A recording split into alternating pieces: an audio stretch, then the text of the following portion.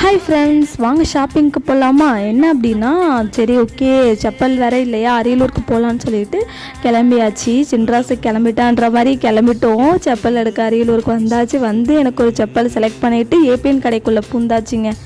கடைக்குள்ளே பூந்துட்டு எனக்கு ஒரு எங்கள் வீட்டு குட்டீஸ்க்கு ரஃபீஸ் ட்ரெஸ் இல்லை. சரி ஓகே, ரஃபீஸ் ட்ரெஸ் எடுக்கலாம் அப்படின்னு சொல்லிட்டு ரஃபீஸ் ட்ரெஸ் எடுக்க வந்தோம். அதுக்கப்புறம் பார்த்தா கடல் மாதிரி குவிச்சு வச்சுருந்தாங்க. அதில் நம்ம குட்டிக்கு தேவையானது சைஸ் செலக்ட் பண்ணி நம்ம எடுத்துக்கணும், ஒரு குட்டீஸ்க்கு தகுந்த மாதிரி.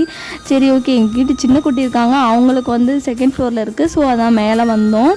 எங்கள் பாப்பாவுக்கு எடுத்துகிட்டு மேலே எங்கள் குட்டி பையனுக்கு எடுக்கிறதுக்காக வந்திருந்தோம்.